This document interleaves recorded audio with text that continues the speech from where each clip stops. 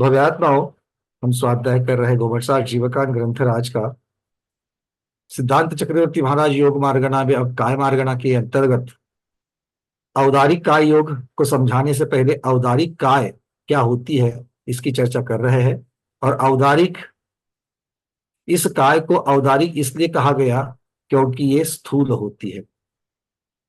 अब चूंकि काय ये पौद्गलिक होती है तो स्थूलता की अपेक्षा से इसमें फर्क किया गया है, क्योंकि जब प्रश्न पूछा गया कि भगवान सूक्ष्म जीवों की काय औदारिक कैसे हो सकती है, तो आचार्य भगवान ने क्या कह दिया कि इनकी जो द्रव्य वर्गना है, उन द्रव्य वर्गना की जो स्थूलता है, जो शरीर को बनाने वाली जो द्रव्य वर्गना है, उसकी जो स्थूलता है औदारिक शरीर की, वो बाकी शरीरों की द्रव्य वर्गना से स्थूल है, और इसीलिए इनको तुलनात्मक औदारिक ही कहा गया है। अब प्रश्न यहाँ पर उठता उठता है कि भाई स्थूल समझे कैसे। हम लोगों ने अलग अलग तरीके से मखाने, दाल, राई इसमें से हमने समझा किस प्रकार से होती है, किंतु एक आगे भी ये सम्यक तो मार्गणा में वर्णन आएगा, किंतु उसके पहले समझ लेते हैं कि पुद्गल के 6 भेद कौन से होते हैं। स्थूलता को लेकर के पुद्गल के 6 भेद होते हैं। पुद्गल के अलग अलग तरीके से भेद किए जा सकते हैं, किंतु ये पुद्गल के स्थूलता की अपेक्षा से 6 भेद है। ठीक है, चलिए उनको देख लेते हैं और समझ भी लेते हैं। चित्र आपको मैं यहां से दिखा रहा हूं और फिर उनकी एक एक की जो विशेषता है वो आपको समझाई जाएगी। यहां से मैं स्क्रीन शेयर कर रहा हूं। देखिए, सबसे पहला जो भेद है वो है अति स्थूल। सबसे पहला भेद जो है वो है अति स्थूल। अति स्थूल का अर्थ क्या होता है, आचार्य भगवान कह रहे हैं अति स्थूल किसे कहेंगे। तो अति स्थूल के बारे में बताया गया कि जो वहन, जिसका वहन किया जा सके। क्या कह रहे हैं, जिसका वहन किया जा सके। अब वहन किया जा सके मतलब क्या है, एक जगह से दूसरी जगह पर या तो स्वयं भी पहुंच सकता है। अब आप कहोगे पुद्गल है तो स्वयं कैसे पहुंच सकता है, किंतु दूसरे शक्ति के द्वारा वो वहां पर पहुंच सकता है। उसके अंदर स्वयं पुद्गल होने की वजह से क्रियावान शक्ति है, गतिमान होने की शक्ति है, किंतु वो स्वयं प्रेरणा से गतिमान नहीं होगा, उसको बाह्य शक्ति की आवश्यकता होती है। जो पाषाण है वो पाषाण एक जगह पर है, किंतु अगर आप दूसरा कोई उसको शक्ति लगा करके, जीव अगर अपनी शक्ति लगा करके अगर उसको एक जगह से दूसरी जगह पर लेके जाना चाहे तो लेके जा सकता है कि नहीं जा सकता है। तो इसका मतलब उसका वहन होता है। और दूसरा महत्वपूर्ण उसका लक्षण क्या बता रहे हैं, जिसका छेदन भेदन होता है। तो पाषाण को हम छेद सकते हैं, भेद सकते हैं कि नहीं सकते, है ना। बहुत बढ़िया। अब दूसरा है स्थूल। ये अति स्थूल में आया था। दूसरा है स्थूल। स्थूल का वर्णन कर रहे हैं जिसका छेदन भेदन नहीं होता, किंतु जो अन्यत्र पहुंचता है। इसमें है जैसे सारे लिक्विड्स होते हैं, तेल है, पानी है, इस प्रकार के ये द्रव आ जाएंगे। द्रव में देखिए छेदन भेदन होता है कि द्रव का। एक जलाशय है, उसके अंदर आप तलवार लेकर के पहुंचे या लाठी लेकर के पहुंचे और बोले इस जलाशय के 2 टुकड़े कर दूंगा, हो जाएगा क्या? नहीं होगा। कि तो एक जगह से दूसरी जगह जाता है कि नहीं जाता है पानी, तेल भी जाता है कि नहीं जाता है, जाता है। मतलब इस प्रकार के ये द्रव रूप है, उन्हें क्या कह गया, स्थूल। जो दूसरा आपको भेद दिख रहा है स्थूल, और उसका उदाहरण दिया गया जल।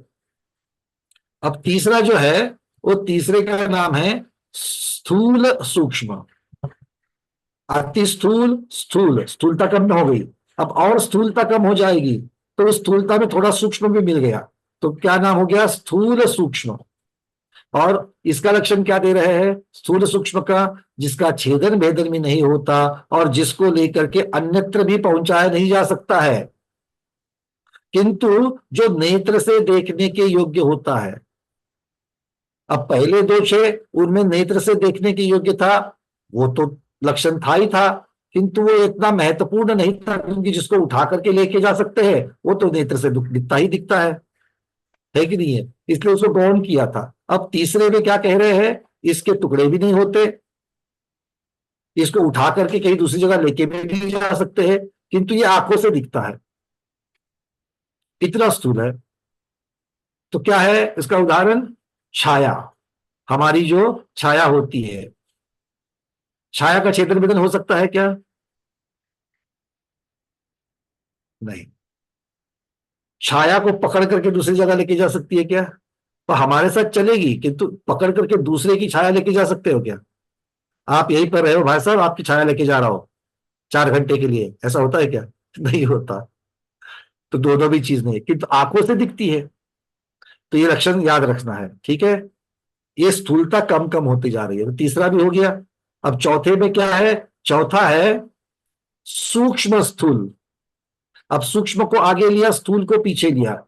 जैसे था ना वो सुकमा सुकमा, सुकमा सुकमा दुकमा, फिर दुकमा को आगे लेंगे, दुखमा सुकमा, फिर अकेला दुखमा, और फिर दुखमा दुखमा। ऐसी यहां पर चल रही है बात। पहले स्थूल सूक्ष्म था, अब सूक्ष्म को आगे लिया, सूक्ष्म स्थूल। मतलब सूक्ष्मता की बहुलता हो गई। जिसकी बहुलता है, ज्यादा पना है, उसको पहले बोल दिया।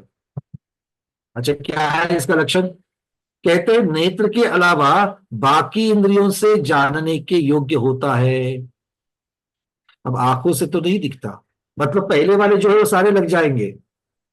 इसको पकड़ करके दूसरी जगह लेके नहीं जा सकते हैं, इसका छेदन भेदन नहीं होगा। अब कहते हैं ये आंखों से देखने के योग्य भी नहीं है, किंतु बाकी अवयव जो इंद्रिय होते हैं उनसे ले सकते हैं। कौन है? गंध। इत्र का गंध होता है, छेदन भेदन हो सकता है क्या? नहीं। पकड़ करके दूसरी जगह लेके जा सकते हैं क्या? नहीं। आंखों से दिखता है क्या? वही दिखता है क्या? मोगरे की खुशबू, गुलाब की खुशबू? नहीं। शब्द, रविंद्र जैन के भजन लगा दिए, उनके शब्द सुनाई तो देते हैं, बाकी इंद्रियों से हम ग्रहण कर सकते हैं, किंतु आंखों से ग्रहण नहीं होता है। तो इस प्रकार से अगला लक्षण है, तो इसे कहा जाएगा सूक्ष्म स्थूल। अगला है सूक्ष्म। अच्छा, रस को भी ऐसा ही किया जा, रस के बारे में वही कह रहे हैं। रस के बारे में क्या कह रहे हैं? आंखों से तो दिखता नहीं, किंतु बाकी इंद्रियों से ग्रहण होता है। रस का ऐसा है क्या? मौसम्बी का रस आंखों से दिखता है कि नहीं दिखता है? दिखता है।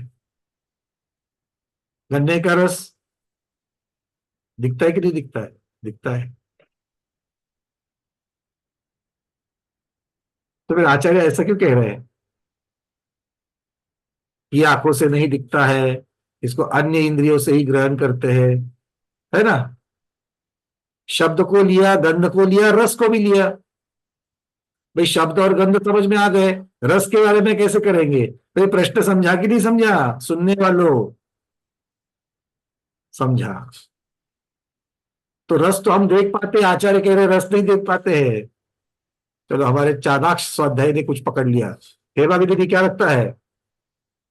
नमोस्तु आचार्य श्री वन्ना भैया। रस हम देख सकते पर उसका जो स्वाद है वो खाली स्वादेंद्रिय से ही अनुभव कर सकते थे। तो रस को देख नहीं सकते, ऐसा क्यों कह रहे हैं यहाँ पर? मतलब उनकी जो रस की जो ओरिजिनल परिया है वो हम नहीं जान सकते ना उससे। बहुत बढ़िया, ये चाहिए। रस की पर्याय मतलब जैसे मिठाई की जो मिठास है उसकी चर्चा हो रही है, जूस का जो कड़वापन है उसकी चर्चा चल रही है, टेस्ट। बात समझ में आ गई? यहां पर रस का अर्थ साक्षात पौद्गलिक जूस, इसकी चर्चा नहीं हो रही है, इसको पहले ठीक से समझ लेना।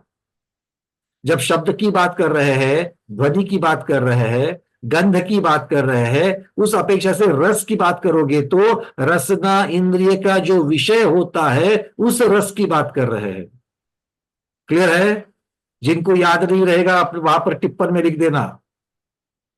यहां पर मौसम्बी, संतरे, गन्ने के रस की अपेक्षा नहीं है, किंतु मिठाई के मीठे रस की, या रसना इंद्रिय से जो रस जाने जाते हैं उस रस विषय की यहां पर चर्चा चल रही है। क्लियर है? करेले का कड़वापन आंखों से दिखता है क्या? किंतु रसना इंद्रिय से जाना जाता है कि नहीं जाना जाता है? बस यही बात कह रहे हैं। तो बाकी के इंद्रियों से तो ग्रहण होता है, आंखों से ग्रहण नहीं होता है। चलिए आगे बढ़ते हैं। अगला है सूक्ष्म, पांचवा विभाग है सूक्ष्म प्रकार। वो कहते किसी भी इंद्रियों से जो ग्रहण न हो सके ऐसा स्कंद। अब क्या कह रहे हैं, अब पहले वाली सारी चीजें लगाते हैं ज्यादा, अगले अगले में अगले अगले में। इसको पकड़ करके लेके नहीं जा सकते हैं, इसका छेदन भेदन नहीं होता है, वो सारी उस प्रकार से लगी थी तो उस प्रकार से वो सारी चीजें होना ही। अब कहते कि इसको इंद्रियों से, किसी भी इंद्रिय से ग्रहण नहीं कर सकते। क्या है वो, कार्बन स्कंद। कर्म के स्कंद जो होते हैं, निषेक और स्पर्धक, कार्बन वर्गणा के जो स्कंद होते हैं जिनको हम निषेक और स्पर्धक कहते हैं। निषेक और स्पर्धक अलग होते हैं क्या?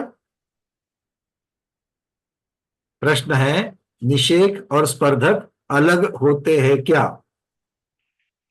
उत्तर क्या देंगे?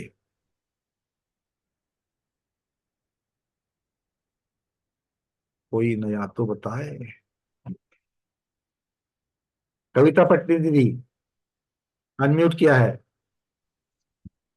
अलग तो है बट याद नहीं, एक कर्मों का समूह है हम्म। और एक याद नहीं आ रहा, कुछ तो है, अलग है इतना पक्का वो।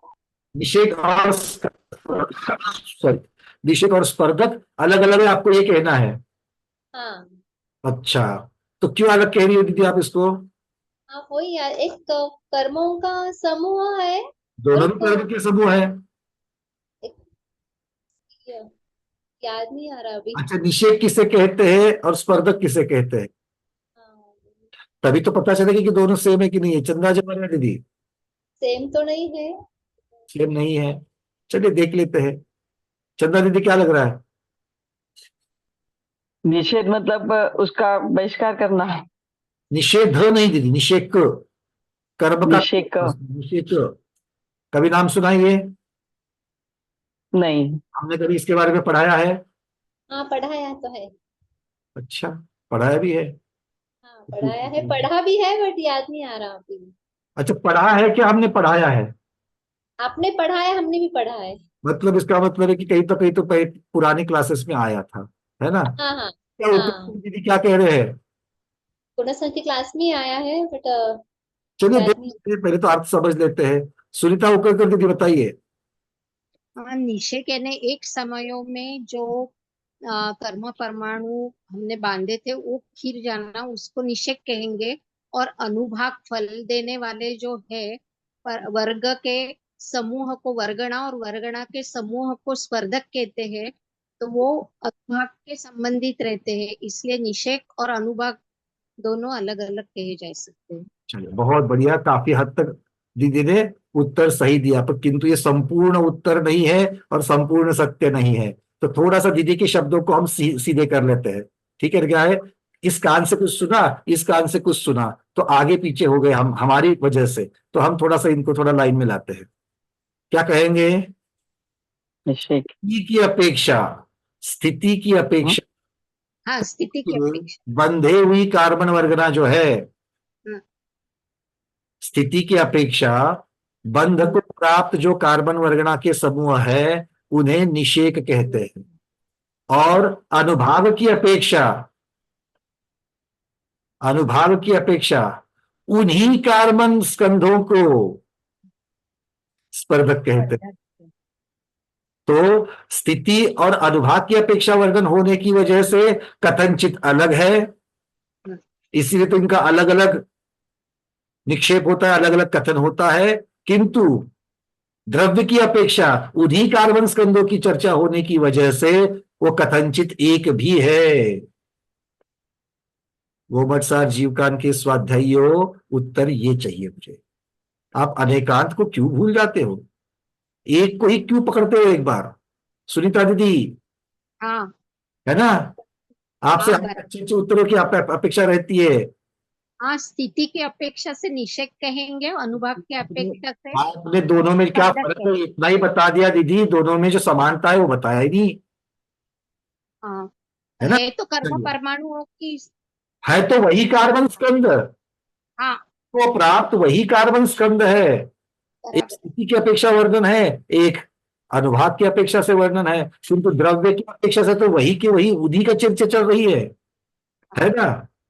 तो इसका बराबर है। मतलब है सुनीता दीदी को हम स्वाध्यायी कह रहे हैं, उनके बेटे उनको माँ कहते हैं, तो इन दोनों की अपेक्षा से अलग अलग है, एक स्वाध्यायी पना है और एक माँ पना है, ये अलग है, किंतु व्यक्ति तो वही है, इस अपेक्षा से समानता है। बराबर है। ठीक है, तो कथनचित अलग कथनचित समान, बस इन्हीं चीजों को थोड़ा सा चिंतन आप लोगों को, और उत्तर जो है ना वो आगमोक्त करने के लिए ऐसे प्रश्नों को पूछा जाता है, याद रखना। चलते आगे, कार्बन वर्गनाओं को यहां पर कह रहे हैं सूक्ष्म, जो किसी भी इंद्रियों से जो ग्रहण ना हो सके, ऐसे स्कंद, कार्बन स्कंधों को कहा जाता है सूक्ष्म और स्कंद। अच्छा एक बात बताना, ये स्कंध, देश, प्रदेश, ये क्या है? एकदम से कुछ तो याद आ गया मुझे, कुछ तो पढ़ा हुआ, स्कंद से संबंधित देश होते हैं, देश से संबंधित प्रदेश होते हैं, ऐसा कुछ है क्या? है? अच्छा, क्या है जरा कौन बताएगा?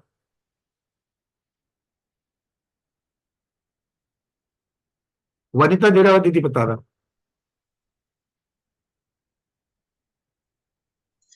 वंदना भैया जी, नमोस्तु आचार्य श्री। जो स्कंद वो सर्वांग पूर्ण होता है वो स्कंद कहलाता है। बहुत स्कंद बढ़िया। का आधा जो होगा वो देश होता है कहलाएगा।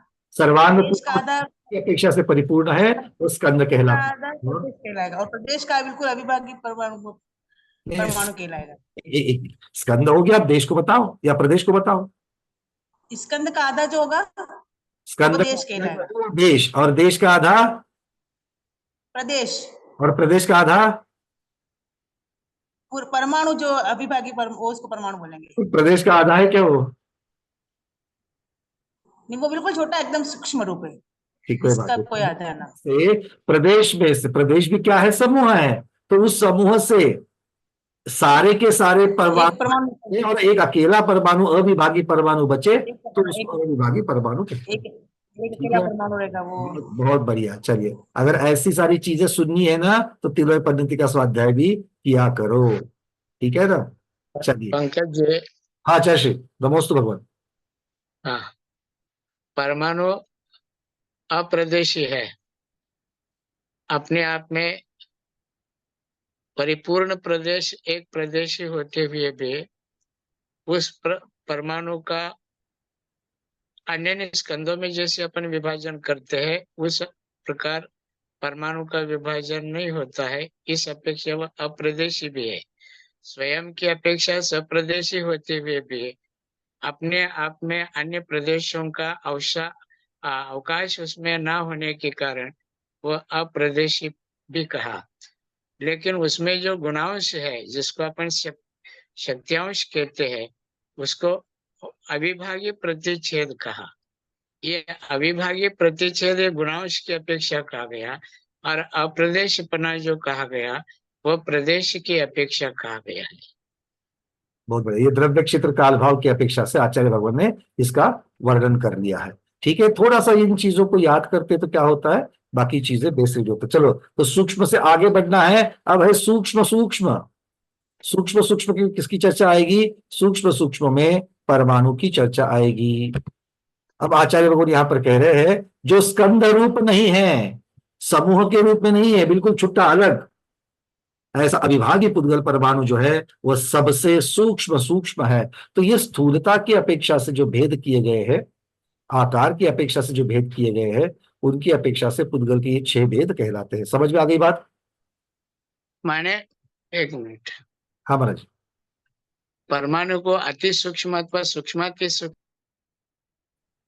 क्योंकि वह किसी उपयोग में नहीं पड़ता है, न उससे इंद्रियां तैयार होती है, न वह इंद्रियों का विषय बनता है, न परमाणु नौवर्गना के रूप में ग्रहण किया जाता है, न द्रव्य कर्म के रूप में ग्रहण किया जाता है, अथवा 5 प्रकार के जो वर्गनाएं उपयोग में आने वाली वर्गना, भाषा वर्गना, आरक वर्गना इत्यादि जो 5 वर्गनाएं है ना, जो 23 वर्गनाओं में से छठी वर्गनाएं होती है, उस प्रकार अलग रूप से स्वयं का कोई कार्यभार संभाल नहीं सकते परमाणु, इसलिए उसे अति सूक्ष्म की कोटि में रखा। जैसे नौकर वर्गनाएं और द्रव्यकर वर्गनाएं वर्गना होती है और अनंत अनंत रूप में बंधती भी और निर्जरा को भी प्राप्त होती है, तो वहां संगठित है, समूह रूप में वह रहती है अथवा समूह रूप से अपना कार्य प्रभाव दिखाती है। ऐसा परमाणु किसी भी प्रकार अलग से जब तक वह स्कंद बनता नहीं है, स्कंद होकर के कार्य नहीं करता है, तब तक उसका कोई उपयोग नहीं होने के कारण उसको अति सूक्ष्म कहा गया। बहुत बढ़िया। देखिए, हम सारी चर्चा किसकी अपेक्षा से कर रहे हैं? औदारिक शरीर की अपेक्षा से। अब इन 6 की अपेक्षा जब विचार करोगे तो हमारा शरीर कौन से प्रकार में आ जाएगा? देखो, ये अलग अलग खुले परमाणुओं से बना है क्या? अविभागी परमाणु से बना है क्या? नहीं है। उसके बाद ये कार्बन स्कंद से तो बना हुआ है। कर्म के स्कंद से बना है क्या? नो कर्म के बना है। तो कर्म के नहीं तो ये नो कर्म के बना है, मतलब वो सूक्ष्म में भी नहीं आएगा। ठीक है। अच्छा, ये इंद्रियों से जाना जाता है कि नहीं जाना जाता है? शरीर को स्पर्श कर सकते हैं कि नहीं कर सकते? हम लोग कर सकते हैं। इसका मतलब क्या? अच्छा, हमारा छोड़ दो, चींटी का भी, मच्छर का भी, इन सब की जो शरीर है इनको हम स्पर्श कर सकते हैं।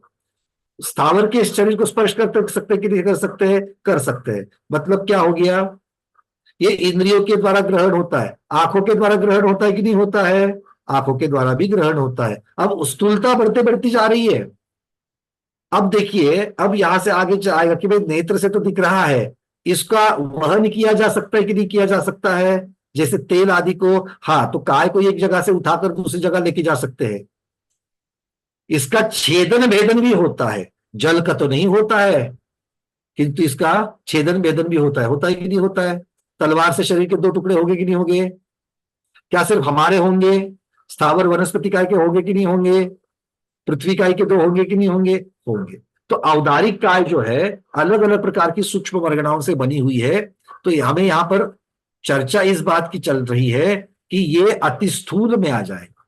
क्यों? क्योंकि ये जिन वर्गनाओं से बना हुआ है, जिन कणों से बना हुआ है, वो कण अति स्थूल में आते हैं। इसलिए हमारा शरीर कौन सा है? स्थूल है। बातें समझ में आ गई? अब अभी अभी मैंने कहा कि पृथ्वी का एक, वनस्पति का एक, इनका तो छेदन भेदन हो सकता है, किंतु जल का एक, बादल की चर्चा करेंगे, सूक्ष्म की तो चर्चा होगी नहीं, है ना? उसका तो कोई छेदन भेदन नहीं होता है, बस उसकी चर्चा अलग है, बादल की अपेक्षा से करते हैं। तो बादल पृथ्वी का एक जैसे छेदन भेदन समझ में आता है, बादल वनस्पति का एक समझ में आता है, वैसे बादल वायु का एक का, बादल अग्नि का एक का, बादल जल का एक का छेदन भेदन होगा क्या है उनके शरीर का? नहीं। अच्छी चर्चा चलेगी। अब मीनाक्षी दीदी ना कह रहे हैं, कनकमाला दीदी ना कह रहे हैं, वीके जैन साहब ना कह रहे हैं, स्मिता जोशी दीदी ना कह रही है। क्या लगता है कल्पना दीदी? अनम्यूट किया है, बोलो क्या लगता है? नहीं होगा, उसका छेदन भेदन नहीं होगा, इसलिए छेदन- उसको एक स्थान से दूसरे स्थान पर लिखे जा सकते हैं। अच्छा देखो, अगर उसका छेदन भेदन नहीं होगा तो वो तो फिर कहीं से भी पार होना चाहिए। हाँ। तो बादल बादल शरीर पार होता है क्या? बादल शरीर नहीं पड़ता है, नहीं होता है, लेकिन बादल शरीर, क्योंकि बादल शरीर तो देवों का भी होता है, बादल शरीर तो नारकियों का भी होता है, किंतु हम उस बादल की चर्चा कर रहे हैं जो स्थूल वर्गना रूपी औदारिक से बना हुआ है। वो बादल, औदारिक बादल पार हो सकता है क्या? उदारिक बादल पार तो नहीं हो सकता, लेकिन जो लिक्विड है, जल तेल, ये तो देखो, पार हो जाता इसीलिए मैंने ये चर्चा उठाई है। जल अलग है और जल रूपी शरीर जो है वो अलग है। है। अच्छा, हाँ हाँ, जल का ही ये धारण करेगा, जल रूपी शरीर तो धारण करेगा, हाँ या ना? तो ये हाँ। सभी जीवों को भी आचार्य भगवंतों ने तिर्यंज गति में, तिर्यंज आयु के साथ साथ में औदारिक शरीर के साथ ही तो रखा हुआ है। क्यों? क्योंकि इन सब की शरीर के जो द्रव्य वर्गना है वो बाकी द्रव्य की वर्गनाओं की अपेक्षा, मतलब वैक्रिक शरीर, आहारक शरीर, इनकी वर्गनाओं की अपेक्षा से ये तुलनात्मक स्थूल है, इसलिए इनको औदारिक कहा गया है। अब औदारिक में भी तो ये तो स्कंद है, औदारिक में भी स्कंद है। अब इस स्कंद में एक तो हो गया एक एक वर्गना का आकार, और दूसरा कितनी वर्गना की क्वांटिटी में है, ये भी तो स्कंद में अभी तो अभी चर्चा हुई ना। स्कंद भी स्कंद है, प्रदेश भी स्कंद है, देश भी स्कंद है। पर स्कंद में ज्यादा परमाणु है, देश में कम है, प्रदेश में और कम है। अब ये संख्या की अपेक्षा से वर्णन चल रहा है। आ रही बात है समझ में? अरविंद जी क्लियर हो रहा है क्या? हाँ, मतलब ये एक बात है कि एक एक कण जिनसे ये औदारिक शरीर बनता है उसका आकार मखाने के जैसा बड़ा बड़ा बड़ा है, और दूसरा एक कंटेनर में, एक भरणी में कितने मखाने बैठेंगे और कितनी राई बैठेगी, अब ये संख्या की अपेक्षा से तुलना हो जाएगी, आकार की अपेक्षा तुलना हो जाएगी। आ रही बात समझ में? तो ये बाकी की अपेक्षा से, कल जो हमने चित्र देखे थे, स्थूलता की अपेक्षा से वर्णन है। इसीलिए आचार्य भगवान कह रहे कि इन सब की काय औदारिक काय ही है। ठीक है, क्लियर है?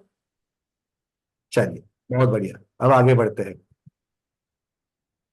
अब यहां से आगे जो वर्णन है, उद्गल के बाद एक शंका और उठती है, और वो ये है कि भाई आपने उदार होना, उरल होना, स्थूल होना, ये सब पर्यायवाची शब्द है, ये तो बात सबकी समझ में आ गई। किंतु आप औदारिक को महान क्यों कह रहे हो?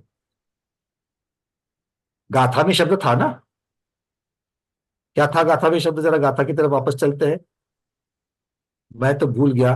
पुरु मद उदार उदाल, ऐसे शब्द है। और महत शब्द है, महत मतलब महान। तो औदारिक शरीर को स्थूल करने की बात तो भाई समझ में आ गई, पर स्थूल होने के साथ साथ में आप उसको महान क्यों कह रहे हैं? प्रश्न समझ में आ गया? जी, औदारिक जो शरीर है ना पंकज जी, हाँ, मेरी आवाज आ रही? आ रही। अच्छा जी। 5 प्रकार के शरीरों में उदार शरीर तो औदारिक शरीर ही है, क्योंकि यहाँ पर औदारिक वर्गनाओं की अपेक्षा औदारिक शरीर में जो वर्गनाओं की संख्या है, क्वांटिटी है, उसकी अपेक्षा वैक्रिक शरीर में जो क्या है, अनंत गुना अधिक प्रमाण में परमाणु रहते हुए भी वैक्रिक शरीर को उदार शरीर नहीं कहा। और आगे आगे की तो बात ही अलग है, लेकिन ये औदारिक वर्गनाओं को उदार शरीर इसीलिए भी कहा गया एक दृष्टि से कि धर्म ध्यान की साधना में उत्कृष्टता, शुक्ल ध्यान की प्राप्ति, घाती कर्म का नाश, अघाती कर्मों का नाश होकर के पंच परम पद को प्राप्त कर किसी शरीर से मिलता है तो वह औदारिक शरीर से हो सकता है। ये योग्यता वैक्रिक शरीर अथवा आरक शरीर में न होने के कारण इस पांचों शरीर में औदार का अर्थ उदार है, माने इसमें महत्ता है, बड़प्पन इसमें से गौरव प्राप्त है, क्योंकि जीव को वास्तविक उसकी जो अनंत गुणों की जो उदारता है जो छिपी हुई है उसको व्यक्त करने वाला, प्रकट करने वाला कोई शरीर है तो वह औदारिक शरीर ही हो सकता है, अन्य शरीर नहीं। समझ में आ रही बात है सबको? गोबर सार में आचार्य महाराज यही बता रहे हैं, नेमिचंद्र महाराज। क्योंकि अगर मुक्त होने के लिए जीव को, संसारी जीव को शरीर की सहायता लेनी ही लेनी पड़ेगी। मन क्या है? शरीर का भाग है। जब तक ध्यान में नहीं चले जाओगे तब तक शुक्ल ध्यान होगा क्या? नहीं होगा। शुक्ल ध्यान जब तक नहीं होगा तब तक केवल ज्ञान होगा क्या? नहीं। और केवल ज्ञान जब तक नहीं होता है तब तक रत्नत्रय की पूर्तता हो रही है क्या? नहीं हो रही है। और बिना रत्नत्रय की पूर्तता के मोक्ष मिलेगा क्या? नहीं। इसका अर्थ ये हो गया, आचार्य गोमट सार में कह रहे हैं कि औदारिक शरीर निवृत्ति गमन का हेतु है, सहायक है। निवृत्ति गमन मतलब मोक्ष पद पाने के लिए, संसार से छूटने के लिए, और 18,000 शीलों की उत्पत्ति का निमित्त है, चारित्र का निमित्त है। इसी शरीर की अपेक्षा से आप बाह्य तप और अभ्यंतर तप कर पा रहे कि नहीं कर पा रहे हो? वैक्रिक शरीर होते के अब सौधर्मेंद्र महाराज जो है कल्याणक तो कर पा रहे हैं, किंतु संयम धारण कर पा रहे हैं क्या? क्योंकि संयम धारण कर पाए ऐसा शरीर उनके पास नहीं है। तो है कि नहीं औदारिक शरीर की महत्ता। तो इस अपेक्षा से आचार्य भगवान इसको महान कहते हैं और औदारिक शरीर की महत्ता बनती है, ऐसी प्रकार से कह रहे हैं। ठीक है, चलिए बहुत बढ़िया। अब एक प्रश्न यहाँ पर ऐसा आता है, स्वयं आचार्य भगवान यहाँ पर उठा रहे हैं कि देव और नारकीयों का, अभी अभी तो चर्चा करी कि सौंदर्येंद्र महाराज जो है तप नहीं कर सकते, तो उनके पास औदारिक शरीर नहीं है। तो ये क्या देव और नारकीयों को औदारिक शरीर उनको क्यों प्राप्त नहीं होता है? ऐसा क्यों है कि वो देवगति के जो जीव है, नरक गति के जीव है, वो औदारिक शरीर को प्राप्त नहीं कर सकते? क्योंकि वो भी तो आहार वर्गना ले रहे हैं, और आहार वर्गना का ही एक भाग औदारिक वर्गना है और दूसरा भाग वैक्रयिक वर्गना है, उसी के ऊपर वाली वर्गना है। ऊपर वाली किसके अपेक्षा से? संख्या की अपेक्षा से। उसी उतनी ही जगह में 1 स्क्वायर इंच में औदारिक वर्गना जितनी आती है उससे कई गुना ज्यादा 1 स्क्वायर इंच में वैक्रयिक वर्गना आती है। तो ये संख्या की अपेक्षा से है, वो ज्यादा ठोस है। अगर ऐसी बात है तो फिर सौंदर्येंद्र महाराज चाहे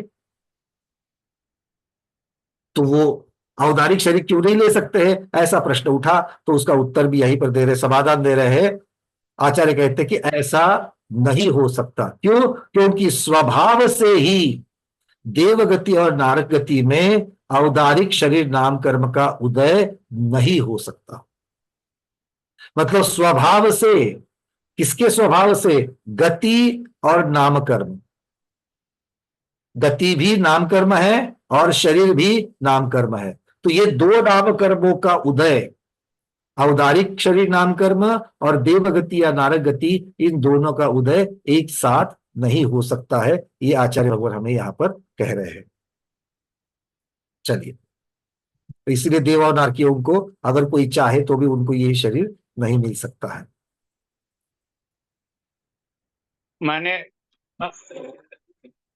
पंकज जी, आपका यूं कहना हुआ कोई मुनिराज कोई देव मुनि का रूप धारण कर ले, जैसे पुराणों में जैसा उदाहरण आता है, तो वो मुनि का रूप की अपेक्षा मनुष्य जैसा दिखाई दे रहा है, लेकिन उस शरीर में जो वर्गनाएं होगी वो वैक्रिक वर्गना ही होगी।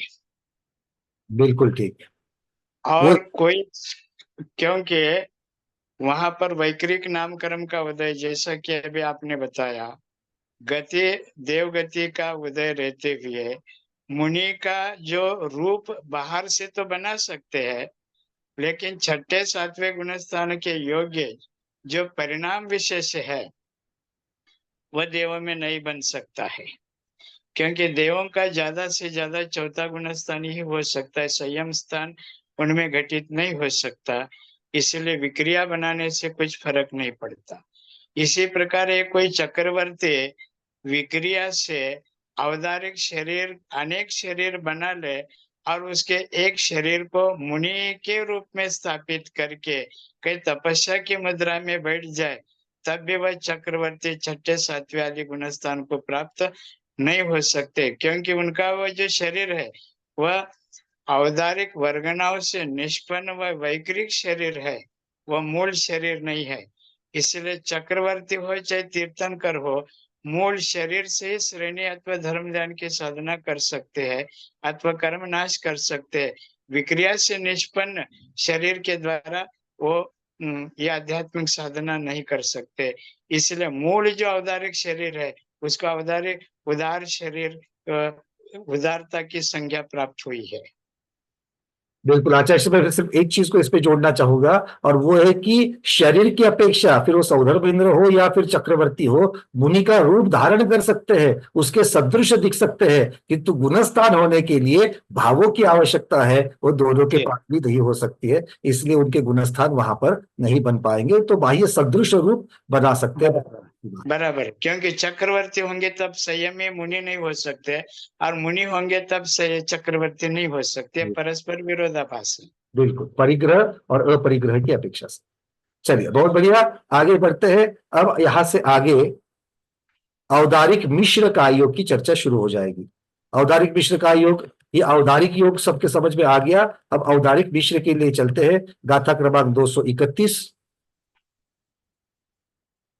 आपको मैं यहां से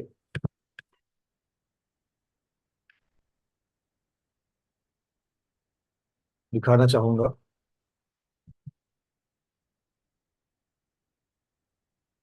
आचार्य श्री, कल हमने एक आप शायद नहीं थे शनिवार के दिन, एक चर्चा और चली थी, बस उसको मैं एक बार आपसे दिखाना चाहता हूं और फिर हम आगे बढ़ेंगे। चर्चा ये थी कि जो द्रव्य वर्गना शब्द ऐसा आया गोमट साक्षी में कि औदारिक शरीर बाकी शरीरों की तुलना में उसके द्रव्य वर्गना जो है वो द्रव्य वर्गना की स्थूलता होती है, ये आ गया। तो द्रव्य वर्गना की स्थूलता को एक सामान्य स्वाध्याय कैसे समझे, इसके लिए हमने इन चित्रों का आधार लिया था और वो मैं आपको यहां पर दिखा रहा हूं। इस प्रकार से 5 द्रव्यों की हमने तुलना करी थी, पांचों भी उसी प्रकार की, मान लो कि एक कांच की भरनी में है और सबसे पहले में भरे हुए मखाने हैं, दूसरे में दाल भरी है, तीसरे में राई भरी है, चौथे में नमक है और पांचवे में हल्दी है। अब इन सब की अपेक्षा से देखा जाए तो एक कंटेनर भर करके सारे के सारे मटेरियल है, किंतु मखाने जो है वो मखाने के अगर अगर हम द्रव्य की अपेक्षा अगर एक एक वर्गना को देखेंगे, मखानों को अगर देखेंगे तो उसकी स्थूलता ज्यादा है, उससे कम दाल की है, उससे कम राई की है, उससे कम नमक की है, उससे कम हल्दी की है। तो इस प्रकार से इस चीज को समझा ये गया। बहुत सुंदर अच्छा चित्रण और ये उदाहरण बहुत सही है, क्योंकि मखाना जो है ना, जितने आकाश प्रदेश के क्षेत्र को व्याप्त हुआ है उतने जो क्या एक दाल नहीं हुआ है, लेकिन दाल में जितने परमाणुओं की संख्या है क्वांटिटी की अपेक्षा उतनी संख्या मखाने में नहीं है। ये मात्र दिखने में फेदापन दिखता है, लेकिन उसमें घनत्वता जो है वो कम है। बनस्पत ये दाल में जो क्या है गाढ़ापन ज्यादा है, माने सघनता ज्यादा है, परस्पर में अवगाहन देने की वजह से क्वांटिटी जो क्या है इस दाल में ज्यादा है। ये उदाहरण जो क्या है ये आपने इसलिए दिया, औदारिक शरीर में जितनी वर्गनाएं है उससे असंख्यात गुना अधिक वैकृत शरीर में है, वैकृत शरीर में जितनी वर्गनाएं है उससे असंख्यात गुना अधिक आरक शरीर में है, और उससे अनंत गुना अधिक तेजस शरीर में, उससे अनंत गुना अधिक कार्बन शरीर में है। माने जो क्या उत्तर जो क्या है क्वांटिटी बढ़ती गई है, इसलिए आपने उसी प्रकार के जो क्या उदाहरण चुना है। बिल्कुल, तो संख्या बढ़ेगी किंतु स्थूलता घटेगी, ये यहाँ पर दिख रहा है। जैसे कुछ लोग पहलवान बहुत बड़े हट्टे कट्टे दिखाई देते हैं, लेकिन ताकत की अपेक्षा देखा जाए ना तो उनमें ताकत कम है। जैसे हाथी बहुत बड़ा ऊंचा ताजा तगड़ा दिखता है, उसकी अपेक्षा सिंह शेर जिसको कहते हैं वो तो बहुत छोटा है, लेकिन सिंह में जितनी ताकत है ना उतनी ताकत हाथी में नहीं है। आप डिस्कवरी देखते होंगे तो ये समझ में आएगा कि एक सिंह एक हाथी को पछाड़ देता है और मार देता है। बिल्कुल बिल्कुल, चलिए बहुत बढ़िया। तो ये आगे बढ़ते हैं। अब यहाँ पर गाथा क्रमांक आपसे मैं 231 शेयर करने जा रहा हूं। चलिए, अब औदारिक मिश्र का योग का लक्षण आचार्य भगवान यहां पर कह रहे हैं।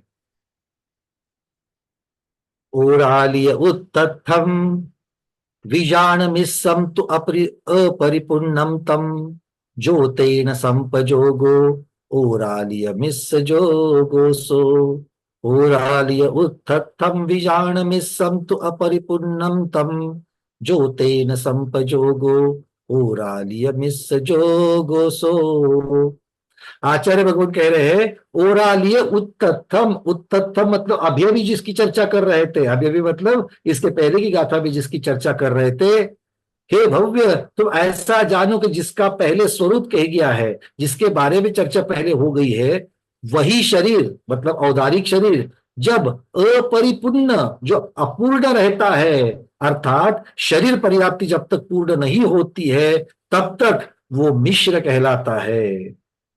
मतलब निवृत्ति पर्याप्तक अवस्था हो या अपर्याप्तक लब्ध पर्याप्तक अवस्था हो, जब तक शरीर पर्याप्ति पूर्ण नहीं होती है तब तक जो औदारिक शरीर है वो पूर्ण नहीं अपूर्ण कहलाता है। और वो अपूर्ण जो औदारिक शरीर है उसके निमित्त से जो योग होता है वो योग औदारिक मिश्र काय योग कहलाता है।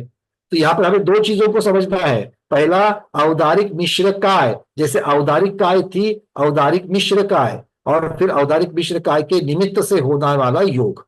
ठीक है, तो औदारिक मिश्र काय बनती कैसे है? तो आचार्य भगवान कहते हैं कि ये औदारिक वर्गना और कार्बन वर्गना इन दोनों के मिश्रण से बनती है। मतलब जब तक तिर्यंश और मनुष्य गति के जीव, क्योंकि इन दोनों के पास ही औदारिक शरीर होता है, तो ये जीव जब अपर्याप्तक अवस्था में रहते हैं, कौन? तिर्यंश और मनुष्य। फिर तिर्यंश में निवृत्त पर्याप्तक भी आ गए और लब्ध पर्याप्तक भी आ गए, मनुष्य में भी लब्ध पर्याप्तक निवृत्त पर्याप्तक दोनों भी आ गए।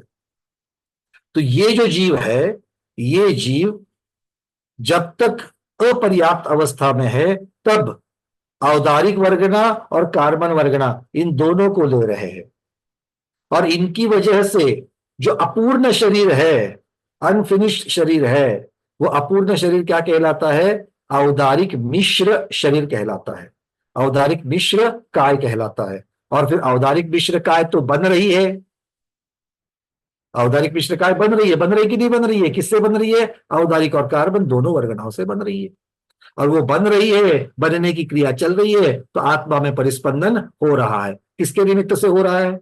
औदारिक मिश्र काय के निमित्त से हो रहा है, और इसीलिए उस परिस्पंदन को औदारिक मिश्र काय योग कहेंगे। आगे बात समझ में? तो औदारिक मिश्र काय योग किस किस के होगा? औदारिक मिश्र काय योग किस किस के होगा? लब्ध पर्याप्तक और निर्वृत्त पर्याप्तक, तिर्यंश और इन्हीं दोनों अपर्याप्तक अवस्था के मनुष्य, इनका होगा। और केवली भगवान के समुद्घात के समय में भी होता है। कब होता है? तो 4 फैलने के और 4 सिकुड़ने की अवस्था है समुद्घात में। पहला है दंड, दंड में औदारिक का योग ही रहता है। कपाट में औदारिक मिश्र हो जाएगा, और प्रतर और लोक पूरन में कार्बन का योग हो जाएगा। जब वापस आएंगे तब भी प्रतर और लोक पूरन में कार्बन का योग होगा।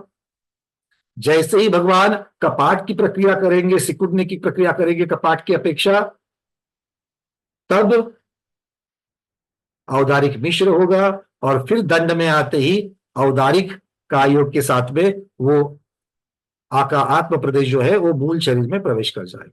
ठीक है, क्लियर है? अलग अलग तो 3 जगह पर हमें मिल गए, एक अपर्याप्तक तिर्यंश, अपर्याप्तक मनुष्य, और केवली भगवान समुद्घात के समय। अपर्याप्त जब कह रहा हूं तो दोनों अपर्याप्त को ले लेना, निर्वृत्त पर्याप्त और लब्ध पर्याप्त। ठीक है, दोनों को ले लेना। हाँ दीपा दीदी। छठे गुणस्थानवरती आहारक मनीश्री का भी आहारक मिश्र हो जाता है। पुतला निकट अभी चर्चा सिर्फ औदारिक मिश्र की है, अभी चर्चा सिर्फ औदारिक मिश्र की है। जब मुनि महाराज, छठे गुणस्थानवर्ती मुनि महाराज का पुतला बन रहा है, तब उनका आहारक मिश्र बनेगा, औदारिक मिश्र नहीं बनेगा। मिश्र होगा, मगर मिश्र होगा, बट वो वर्गना औदारिक और कार्बन वाली मिश्र नहीं है, आहारक वाली है। वो आहारक के साथ में मिश्र बन जाती है।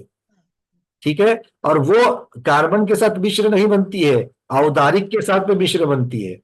ये महत्वपूर्ण है, आएगा आहारक की सब जब चर्चा करेंगे तब इसकी चर्चा करेंगे। ठीक है, चलिए।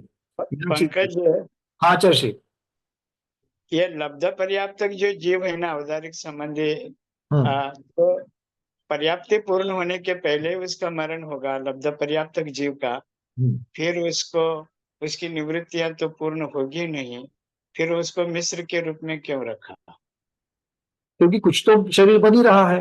क्योंकि जो योग है वो योग कब शुरू हो रहा है? उत्पत्ति स्थान पर आते ही उसका योग शुरू हो रहा है। क्योंकि जैसे ही पर्याप्ति शुरू हो जाएगी, पर्याप्ति मान लो 15 समय तक चलने वाली है, समझ लेते हैं 15 समय तक उसकी आयु है, और निवृत्ति पर्याप्त पूर्ण होने का या जो आहार शरीर पर्याप्ति पूर्ण होने के लिए 30 समय लगने वाले हैं, इसकी आयु 15 समय ही है।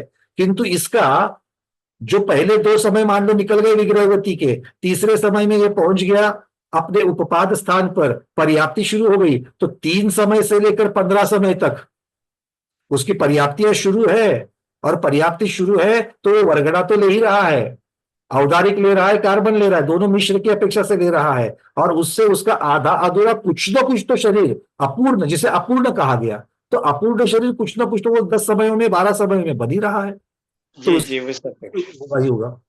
ठीक ठीक। चलिए, हाँ मीनाक्षी दीदी। नमस्ते महाराज जी, वंदना भैया जी। ओ औदारिक में भी क्या कार्बन मिश्र होगा क्या? औदारिक और कार्बन ये वर्गना लेते हैं, तो शरीर की अपेक्षा से जब देखेंगे तो शरीर 2 प्रकार की वर्गना से बन रहा है, औदारिक वर्गना और कार्बन वर्गना, इन दोनों से बन रहा है वहां पर, और इसीलिए उसको मिश्र कहा गया है, औदारिक मिश्र कहा गया है। तो आहारक में भी कार्बन साथ में होगा क्या? चर्चा बाद में, अभी नहीं, क्योंकि थोड़ा अलग है, इसलिए हम उसमें मिक्स नहीं करना चाहते इसको, आहारक की चर्चा आहारक की, क्योंकि क्या है वहां पर उसके अलग अलग पहले से ही योग बने हुए हैं, क्योंकि वो मुनि महाराज जब जन्म लिए तब औदारिक की अपेक्षा से बड़े हैं, औदारिक औदारिक मिश्र की अपेक्षा, फिर औदारिक बने हैं, फिर उनके साथ में आहारक मिश्र बनेगा और आहारक बनेगा, और जैसे ही रिद्धि का अंतर्भूत पूर्ण होगा फिर औदारिक में आएंगे, फिर अगली बार जब उनका योग होगा तो फिर से आहारक में जाएंगे, तो इसीलिए थोड़ा सा उसका अलग है, हम उसको बाद में तरीके से सीखेंगे। ठीक है, let's go step by step. हाँ अरविंद जी। नमस्ते महाराज जी, वंदना भैया जी। आपने ये जो 4 दंड कपात पूरण का जो समझाया, तो लास्ट में 2 कार्बन का जो समझाया, पहले समझाया लेकिन थोड़ा कंफ्यूजन मुझे भी है, कार्बन में जो बताया ना इसमें। प्रबुद्घात में 4 अवस्था तो हो रही है, पहले दंड मतलब लेजर की बीम के जैसे, ठीक है, ठीक है। आप तो प्रदेश बाहर आएंगे, तो ये दंड की अवस्था में भगवान का औदारिक का योग होता है, बराबर।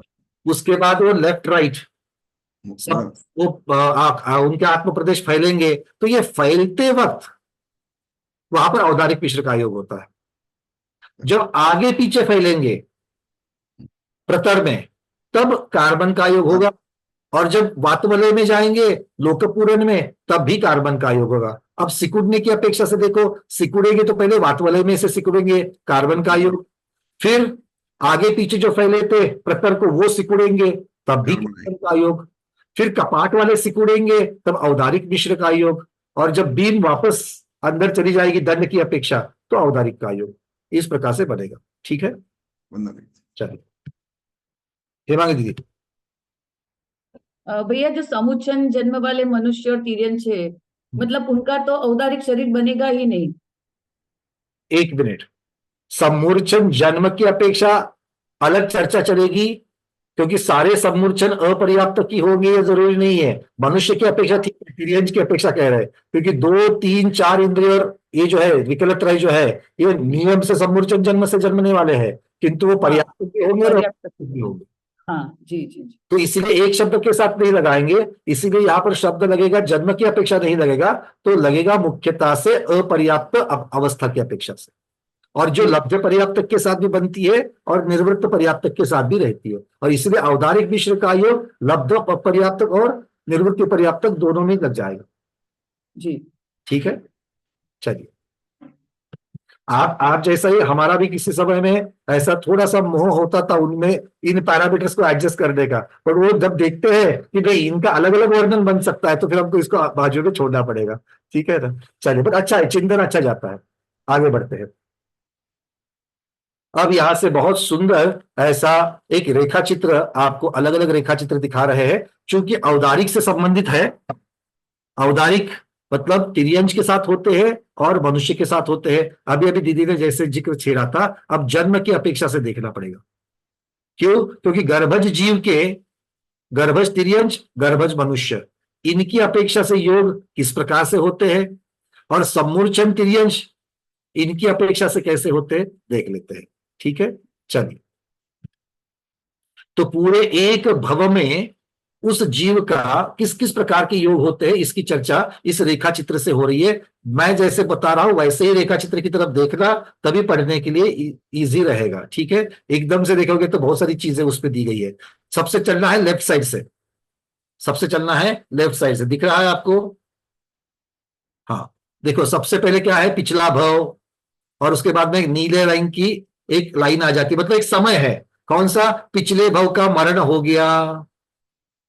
जैसे ही पिछले भव का मरण हो गया, उसके अगले समय से उस जीव का नया भव चालू हो गया, वर्तमान भव चालू हो गया, और वर्तमान भव की विग्रह गति शुरू हो गई। विग्रह गति मतलब वो जीव अब शरीर धारण करने के लिए जन्म स्थान पर जा रहा है। ठीक है। अब जैसे ही ये विग्रह गति कितनी देर तक चलेगी? आचार्य कहते हैं 1 से 3 समय तक चल सकती है। कम से कम 1 समय, ज्यादा से ज्यादा 3 समय। अब 3 समय किसकी अपेक्षा? तो नीचे लिखा है, देखिए स्टार मार्क करके। क्या है 3 समय? निष्कुट क्षेत्र से मध्य लोक में आने वाले जीवों की अपेक्षा। क्यों? चर्चा चल रही है गर्भज मनुष्य और तिर्यंश की। तो हो सकता है कि कोई जीव अगर निष्कुट क्षेत्र में है, मतलब निष्कुट क्षेत्र मतलब कहां पर? तो हम लोक का आकाश, जब लोक का आकार देखते हैं तो जहां पर सबसे ऊपर के वातवलय के जो कॉर्नर है, ऊपर की सतह के जो 2 कॉर्नर है, बाएं और दाएं वाले, वो एरिया जो है वो निष्कुट क्षेत्र कहे जाते हैं। कॉर्नर वाले जो एरिया है, क्षेत्र है, उनको निष्कुट क्षेत्र कहते हैं। तो कोई जीव वहां मरण किया, अभी वहां था, और वहां से मरण करके वो गर्भज मतलब पंचेंद्रिय बनने के लिए यहां पर त्रसनाली में आ रहा है। तो त्रसनाली में आते वक्त उसको निष्कुट क्षेत्र से वहां पहुंचने के लिए, गंतव्य स्थान पर पहुंचने के लिए उसको मोड़े ज्यादा लेने पड़ते हैं, और वो 3 समय में वहां पर पहुंचता है। ठीक है, इसीलिए ज्यादा से ज्यादा 3 समय।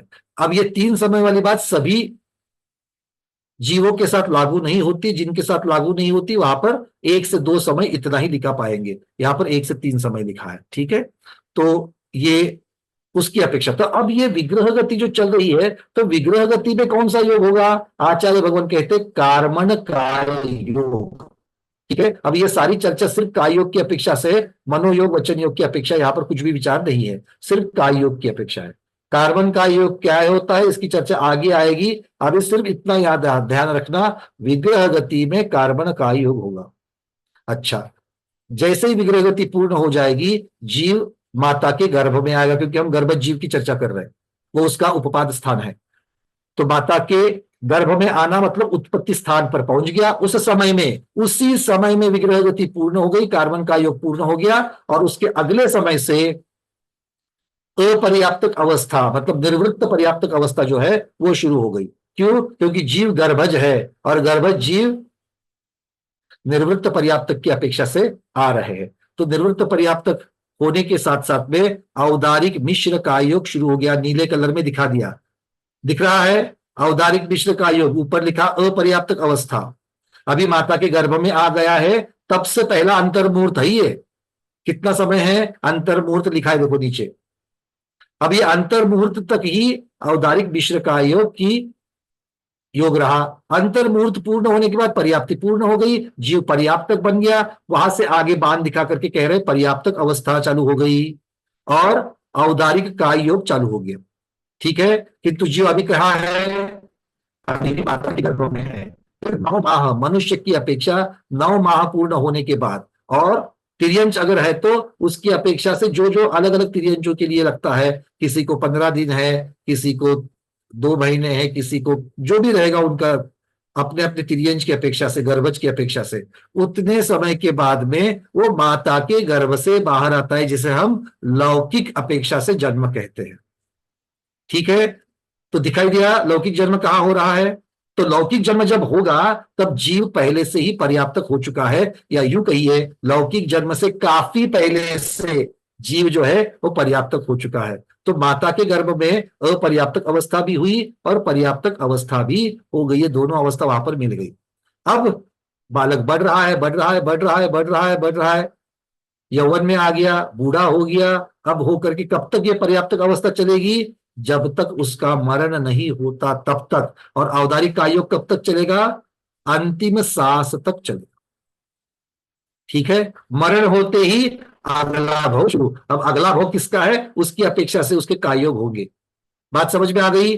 गर्भज तिर्यंश और गर्भज मनुष्य, इनके योग कैसे होंगे? विग्रह गति में एक योग है, अपर्याप्तक अवस्था में दूसरा मिश्र योग है, और तीसरा पर्याप्तक अवस्था में योग है। और इसके साथ में लौकिक जन्म और जो एक्चुअल साक्षात जन्म की अपेक्षा से वर्णन, दोनों की अपेक्षा से वर्णन यहां पर आता है। क्लियर है सबको? जो हाँ नहीं कह रहे हैं उनको कुछ ना कुछ तो कहना पड़ेगा कि भैया समझ में नहीं आया या आया, कुछ तो कुछ तो कहो। ठीक है ना? चलिए अब प्रश्न को लेते हैं। इसको सामने ही रखते हुए मैं आपको प्रश्न ले रहा हूं।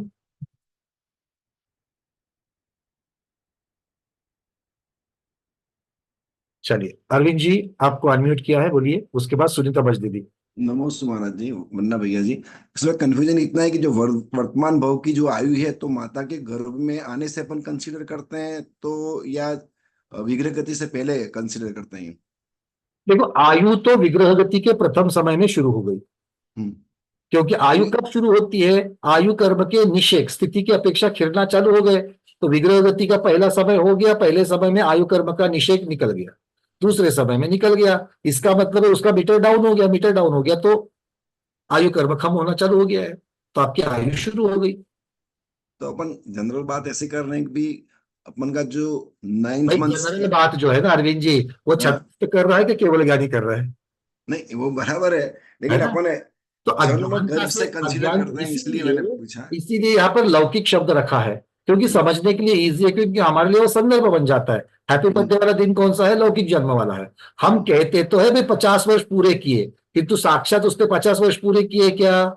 वो तो कैलेंडर के हिसाब से, कुंडली के हिसाब से आपने जो बनाई उसके हिसाब से हो गया, किंतु उसके पहले 9 माह वो माता के गर्भ में रहा है, और उसके पहले 2 समय या जो भी हो सकता है विग्रह गति में रहा है, उसको एडिट जोड़ने से उसकी एक्चुअल आयु निकल आई। बस ये विग्रह गति का जी बात वही मुझे मतलब पूछना था, बाकी तो बराबर विग्रह गति का समय की पूछना था बस। विग्रह गति का समय भी आयु में ही जोड़ना है। ओके ओके, विग्रह ठीक है। गति प्रथम समय से, नहीं तो देखो पहले का मरण खत्म हो गया, और अब अभी तक आप नया भाव चालू नहीं करोगे तो बीच में क्या है, वो क्या कहे कहलाएगा वो? Agree agree. ये मतलब दुविधा हो जाएगी। चलिए बहुत बढ़िया। सुनीता दीदी आपको यहाँ से अनम्यूट कर रहे हैं, 1 मिनट।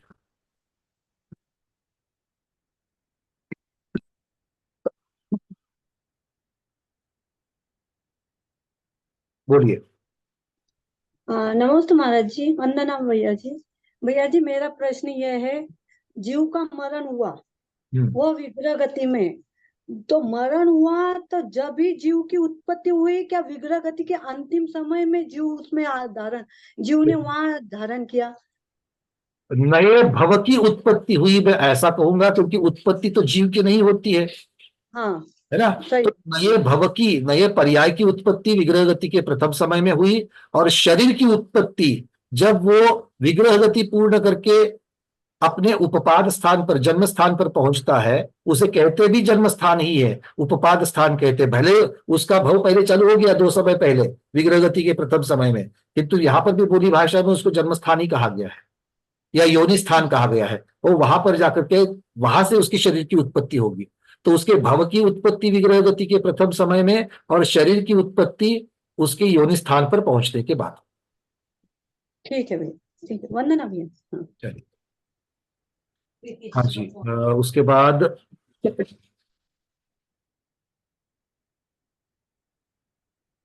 सुबह अनम्यूट किया है। भैया जी वंदना। भैया जी ये निष्कुट क्षेत्र जो है, जो मध्य लोक में बताया, ये सिर्फ ऊपर के 2 ही कॉर्नर में रहेंगे कि नीचे भी रहेंगे ये दोनों? ये ये सिर्फ और सिर्फ ऊपर के जगह रहते हैं निष्कुट क्षेत्र। अच्छा, निष्कुट क्षेत्र हाँ, ऊपर क्षेत्र में। जो है वैसा ही वर्णन आ गया उसका, ऊर्ध्व कोण है। और भैया जी ये विग्रह गति में सिर्फ कार्बन इकाई योगी रहेगा कि तेजस भी रहेगा? नहीं, तेजस शरीर में ऐसी शक्ति नहीं है कि उसकी वजह से, क्योंकि तेजस कार्बन, तेजस वर्गड़ा तो जीव ले रहा है, जैसे बाकी शरीर के वर्गड़ा लेता है वैसे तेजस शरीर की भी वर्गड़ा लेता है, किंतु उनमें यह शक्ति नहीं है कि उसकी वजह से आत्मा में परिस्पंदन हो, इसलिए तेजस शरीर संबंधी कोई योग नहीं होता। ठीक है भैया, ठीक है। चलिए,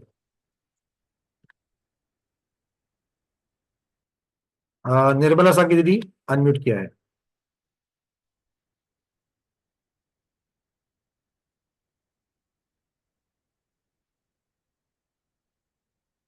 हाँ बोलिए, अनम्यूट हो चुका है निर्मला दीदी।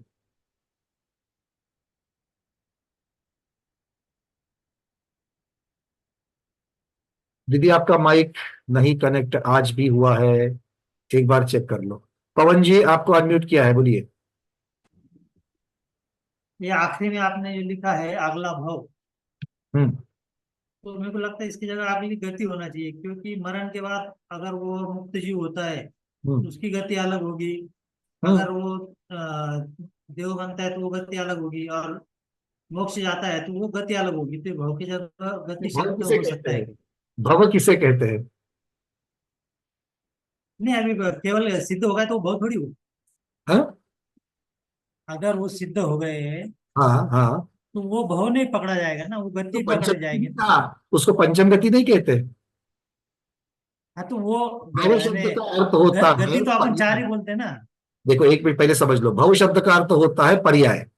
प्रधानता से ये संसारी जीव को लगाया जाता है, और यहाँ पर संसारी जीव और उनकी योग, इनकी चर्चा चल रही है, इसीलिए उनको पिछला भव और अगला भव इस प्रकार से कहा है, और शब्द मरण लगाया है। अगर मरण जिनका फेरा छूट गया है उसको निर्वाण लिखते हैं। तो ये जो चित्र बने हैं वो किसकी अपेक्षा से बनेंगे? अच्छा, ये मनुष्य की अपेक्षा से बना है। क्योंकि अगर आपको इसको केवली भगवान की अपेक्षा से लगाना है तो यहां पर आपको एक छोटा सा ऐसा भी भाग दिखाना पड़ेगा निर्वाण की अपेक्षा से। मरण की निर्वाण आएगा, निर्वाण के पहले 14वां गुणस्थान दिखाना पड़ेगा कि जहां पर औदारिक कायोग खत्म हो गया, मतलब आयु तो पूर्ण नहीं हुई है, अभी थोड़ी बाकी है, जो नीचे वर्तमान भोग की आयु दिखाई है, और उस पहले आपको थोड़ा सा भाग जो है वो अयोग का दिखाना पड़ेगा। तो इसीलिए ये सारी जीव की अपेक्षा से वर्णन चल रहा है। ये अंतिम चरम जो शरीर होता है या फिर जो चरम भव होता है केवली भगवान का, उसकी अपेक्षा से वर्णन नहीं है। अच्छा ठीक। मैंने पंकज जी, हाँ महाराज जी। गति से गत्यांतर अर्थात भव से भवांतर होते समय होने वाली जो प्रक्रिया है उसकी चर्चा चल रही है, विवक्षा उसकी है। बिल्कुल। एक जीव अपना शरीर छोड़ करके अन्य गति के लिए प्रयाण करता है, विग्रह गति में 1 2 3 जो भी समय लगता है, उस समय उसका भव कौन सा है? पूर्व भव है क्या आगामी भव है? कौन सी गति प्रारंभ हो गई, कौन सा आयु के निश्चय प्रारंभ हो गए, उस अपेक्षा यह कथन था। यह सिद्धों का अथवा गत्यातीत अवस्था की कोई चर्चा नहीं है। बिल्कुल, उनका भी बना सकते चाहिए तो, क्योंकि उनके भी जीवन में अंतिम भव की अपेक्षा से उनके भी जीवन के योग रहेंगे या अयोग का भाग रहेगा, उस प्रकार से उनका भी रेखाचित्र बन सकता है, बट उस अपेक्षा से बनाना पड़ेगा फिर। लेकिन अभी चर्चा अलग रूप से चल रही है। अभी चर्चा संसारी जीव की चल रही है, जो गत्यांतर भवांतर या गति भ्रमण कर रहे हैं उनकी चर्चा चल रही है। चलिए लीला दीदी अनम्यूट किया है, बोलिए। मेरा भैया जी, ये आपने जो बताया तो तेजस जो शरीर रहता है वो शुरू से ही साथ में रहता है। तेजस और कार्बन शरीर जीव को मोक्ष जब तक नहीं होता तब तक नहीं छोड़ते। मतलब मरण के समय भी रहता है। मरण के साथ भी रहता है, मतलब विग्रह गति में ये दोनों शरीर रहेंगे। बाकी का पिछला शरीर, औदारिक शरीर, वैकृतिक शरीर, जो भी आपका पिछला शरीर था वो छूट जाएगा, किंतु विग्रह गति में जीव के साथ में तेजस और कार्बन लगे ही रहते हैं, और वो तब तक रहेंगे जब तक मोक्ष नहीं होगा तब तक। ठीक है, चलिए सुनीता उकरकर दीदी। नमस्कार आचार्य श्री, वंदना भैया जी। मेरा प्रश्न है कि जो विग्रह गति में पूर्व भाव का जो शरीर है तो क्या उसका आकार बना रहता है? वो बना रहेगा बिल्कुल, गत्यानुपूर्व जो नाम का जो कर्म है उसकी अपेक्षा से बना रहेगा। गत्यानुपूर्वी जो कर्म प्रकृति हाँ, है, गत्यानुपूर्वी का उदय है वहां पे। हाँ बिल्कुल है, तो उसका आकार बना रहेगा किंतु शरीर नहीं रहेगा। हाँ, ठीक तो है। वो यानी जन्म के जो पहला समय आएगा पर्याप्त अवस्था का नया शरीर धारण करने तक रहेगा। बिल्कुल, शरीर धारण करने तक नहीं, विग्रह गति पूर्ण होकर के उपपाद स्थान पर प्रथम समय में वो रेक्टेंगुलर बनेगा, आयताकृति बनेगा, दूसरे समय में स्क्वायर चौकोर बनेगा, तीसरे समय में वो गोलाकार बनेगा, और फिर आगे बन करके वो आकार लेता रहेगा। ठीक है, चलिए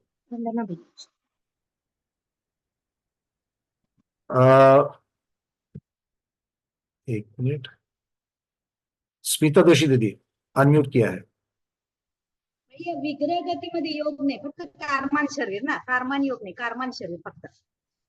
कार्बन शरीर और कार्बन शरीर से संबंधित कार्बन योग अभी हमने चर्चा नहीं करी है, किंतु योग बिल्कुल होगा, विग्रह गतीमध्ये योग होगा, कार्बन योग होगा, क्यों नहीं होगा. मला वाटतं कारमान शरीरच असतं. शरीर कार्बन शरीर है, कार्बन शरीर को कार्बन काय कहते हैं, और कार्बन काय की अपेक्षा से होने वाला योग, उसके निमित्त से होने वाला योग कार्बन काय योग. तो कारमान काय योग माहिती, पण ते विग्रह गतीमध्ये असतं का योग असेल तर. वो विग्रह गति में होता है और समुद्घात में होता है, दो ही जगह पर होता है. ठीक है. और उसका ही परिणाम रहता है कि जीव अनाहारक होता है वहां पर. चलिए, मेरे ख्याल से सभी प्रश्न जो है वो ले लिए थे. अब चलते हैं आगे.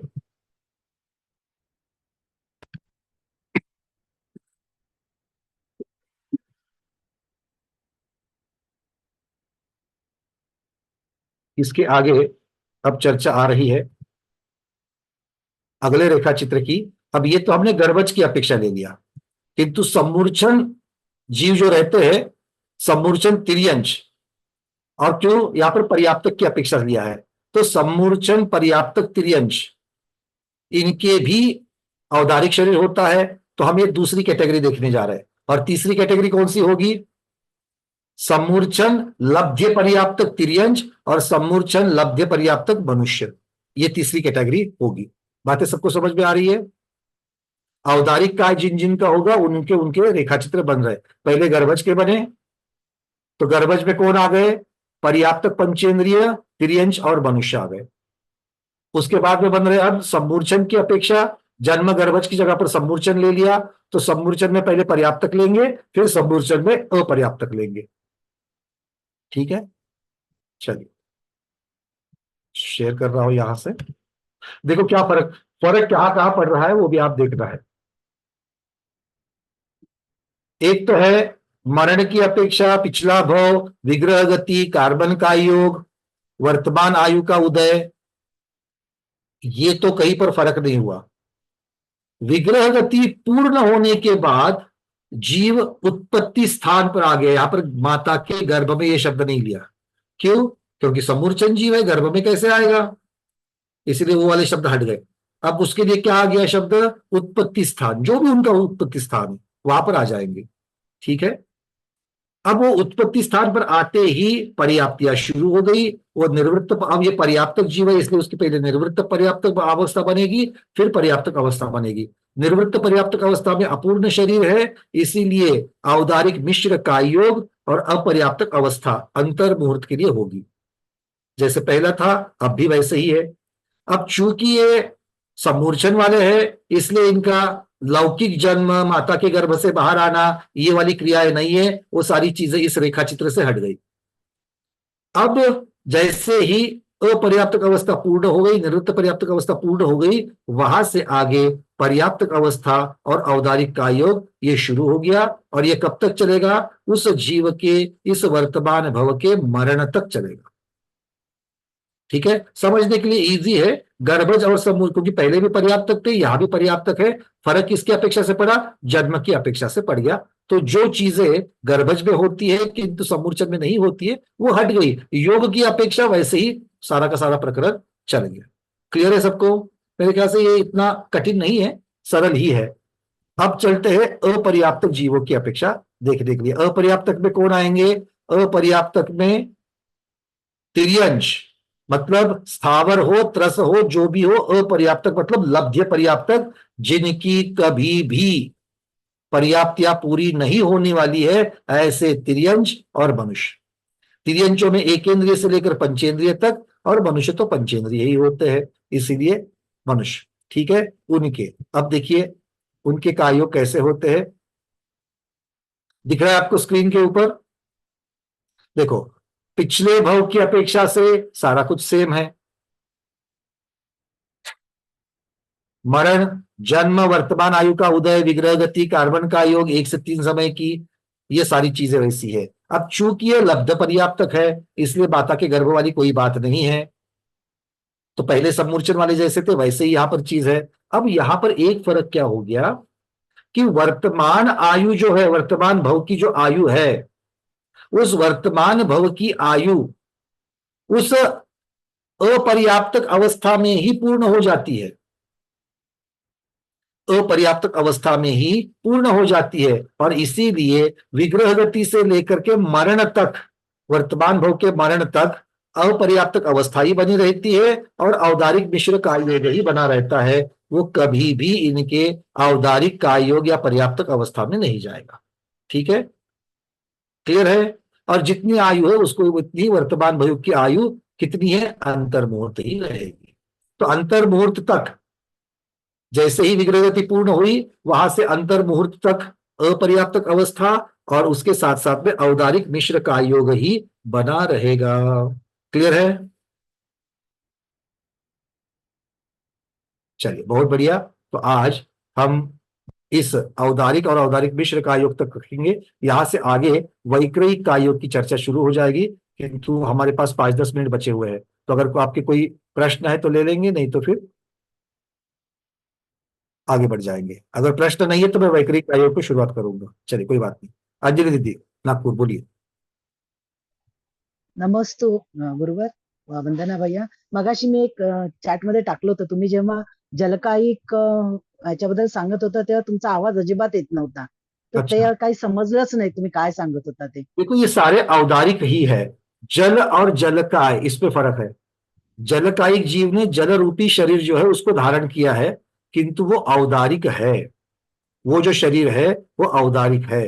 इसीलिए छेदन भेदन की अपेक्षा से औदारिक शरीर का छेदन भेदन जैसे होता है, वैसे उस जीव के शरीर का भी छेदन भेदन हो सकता है।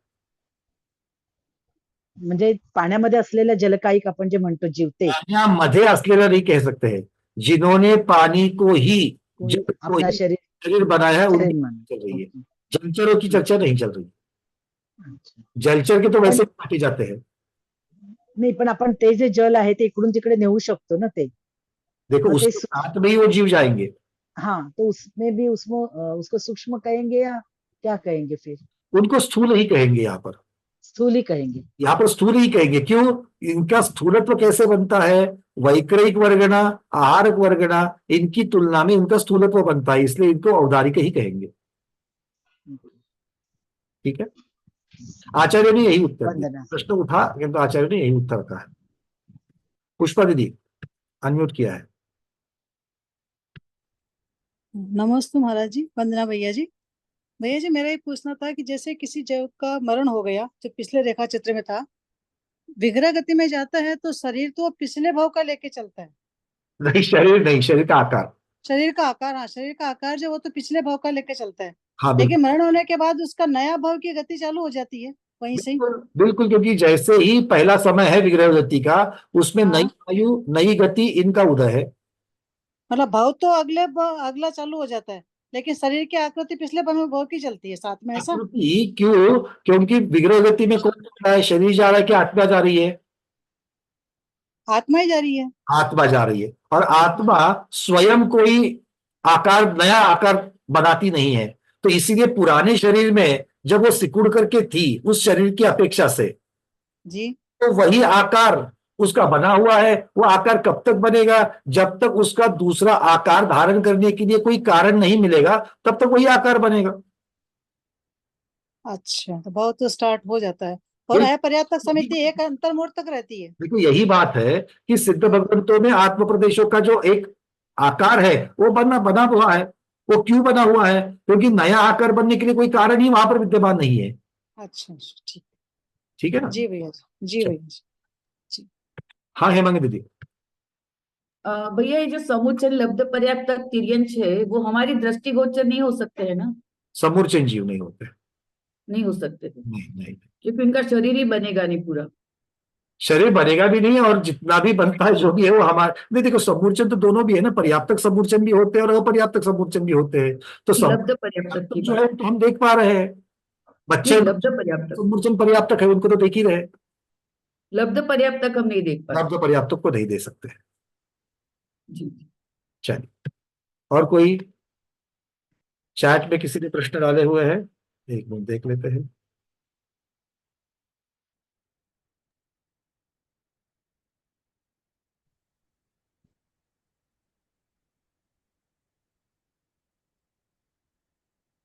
निर्मला दीदी पूछ रही है औदारिक मिश्र सिर्फ अपर्याप्त में ही रहता है क्या? बिल्कुल, किंतु किसकी अपर्याप्त अवस्था?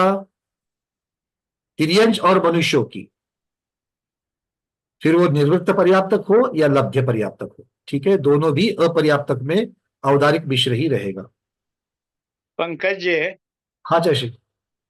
अभी जो गति से गत्यांतर, नाम कर्म का उदय, आयु कर्म का प्रारंभ, ये जो चर्चा अभी 2-3 लोगों ने जो पूछी है, उस संदर्भ में मेरी एक छोटी सी जिज्ञासा यह है, जैसे हम जन्म लेने के बाद जन्म पत्रिका उस जन्म के समय से बनाते हैं, जबकि 9 महीने तक माँ के गर्भ में जो रहते हैं, उसके पहले विग्रह गति से प्रयाण यहाँ पर हो चुका है। वस्तुतः उसी समय से आयु कर्म का निषेध प्रारंभ हो गया, गति मनुष्य गति प्रारंभ हो गई, और उस समय से ही, उस समय को ही, उस पहले समय को ही हम मनुष्य गति में जन्म लिए कहा जाता है। तो फिर उस समय तो माँ को भी मालूम नहीं और परिवार को भी मालूम नहीं और डॉक्टर को भी मालूम नहीं है। 9 महीने के बाद वो बालक जन्म लेता है, फिर घड़ी देख करके हम टाइम लिखते हैं, फिर उसकी जन्म पत्रिका बनाते। तो क्या यह जन्म पत्रिका सही मानी जाए? हाँ आचार्य श्री, इसके लिए हमें ज्योतिष शास्त्र की अपेक्षा से इसका विचार करना पड़ेगा, क्योंकि ये पत्रिका बनाना और पत्रिका की अपेक्षा से ग्रह फल या उसका ज्योतिष फल देना, ये जो शास्त्र है ये कौन से समय पर आधारित है? तो जीव के लौकिक जन्म की अपेक्षा से उस समय जो ग्रह की स्थिति थी उस अपेक्षा से ही फल बताना, इस प्रकार के आधार पर ही उस शास्त्र की रचना है। और इसीलिए उनको पहला जो आपका जो विग्रह गति का या फिर आयु कर्म का उदय, इनसे उनका कोई लेना देना नहीं, क्योंकि उनके शास्त्र के लिए उसके रेफरेंस की जरूरत ही नहीं है। तो उनके लिए ग्रह की जो एक तो लोकेशन और उसके साथ में समय, अब ये दो के ऊपर से जो आगे का जो ग्रह बाण या ग्रह की जो दशाएं थी उसकी अपेक्षा से फल बताना, यही उनका संदर्भ है। तो उनके लिए जो संदर्भ चाहिए तो जो उनको मिल जाता है, इसीलिए वो बना सकते हैं। ये मैं इसलिए कह रहा हूं क्योंकि नहीं तो ज्योतिष शास्त्र को मिथ्या कहने का प्रसंग आ जाएगा, किंतु ऐसा नहीं है, क्योंकि ज्योतिष शास्त्र का वर्णन अपने पूर्वों में आ चुका है। तो इसीलिए भगवान की वाणी में आज का उसका स्वरूप क्या है, मैं उसकी चर्चा नहीं कर रहा हूं, मैं सिर्फ शास्त्र की चर्चा कर रहा हूं।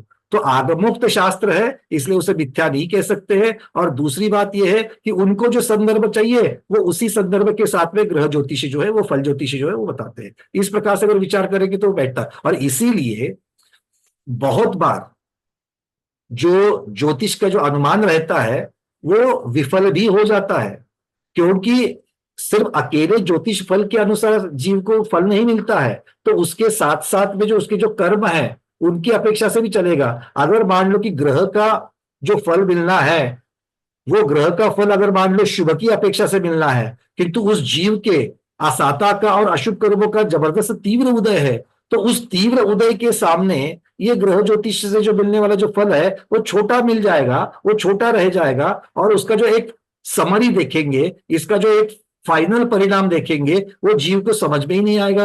जीव तो बोलेगा अरे आप तो कह रहे कि मेरे अच्छे ग्रह की अभी तो फल मुझे मिलेगा, किंतु मेरा तो नुकसान ही नुकसान हो रहा है। वो नुकसान क्यों हो रहा है? ज्यादा तीव्रतर कर्म की वजह से, अशुभ कर्म की वजह से हो रहा है। और इसका उल्टा भी हो सकता है, किसी को बताया जाता है भाई तेरे पत्रिका की अपेक्षा से तेरी साढ़े साथी है, तेरा नुकसान ही नुकसान होगा। किंतु तभी अगर उसके बहुत ही पुण्यशाली ऐसे कर्म अगर उसके स्थिति की अपेक्षा, अनुभाग की अपेक्षा से अगर उदय में आ रहे हैं, तो उसके सामने वो जो ग्रहों का जो फल है, जो पौद्गलिक है, वो बिल्कुल नगण्य के समान हो जाता है, और वो जीव उसका अनुभव भी नहीं कर पाता है। तो ये दोनों को हम लोग साथ में लेकर के चलना पड़ेगा। ये बाह्य निमित्त है, कर्म भी हो या फिर ज्योतिष फल हो, ये पौद्गलिक जो है वो बाह्य फल है, और इसकी वजह से जो कर्म की स्थिति बनती है या फिर ग्रह ज्योतिष की स्थिति बनती है, उस अपेक्षा से देखेंगे तो ये सारा वर्णन जो है ये आगमुक्त तो हो जाएगा। जी पंकज जी, जन्म पत्रिका एक अलग बनती है, और कालांतर में किसी की दीक्षा हो जाए तो दीक्षा की भी मुहूर्त के अनुसार पत्रिका बनती है।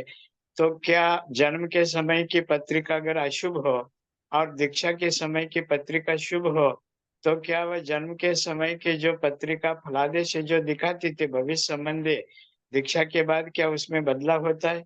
इसी प्रकार किसी का जन्म हुआ, उस समय स्त्री की बहन की जन्म पत्रिका बनी है, कालांतर में 25 साल के बाद उसकी शादी हो गई और शादी भी मुहूर्त से होती है, फिर उसका गोत्र भी बदलता है, तो क्या उसके भाग्य में भी बदलाव होता है क्या शादी के बाद? आचार्य भगवत, सबसे पहली बात तो यह है कि ये ज्योतिष शास्त्र का विषय है। मैं इसके सामने बहुत अल्पज्ञ हूँ, या यूं कहिए मैं बिल्कुल अनपढ़ हूँ इसके बारे में, इसलिए अधिकार वाले से तो इसके ऊपर मैं कुछ बात नहीं करना चाहूंगा। मुझे जो पता है मैं आपको बताऊं, जो आगम से पढ़ा हुआ है कि कर्म सिद्धांत जो है वो सर्वतोपरि है।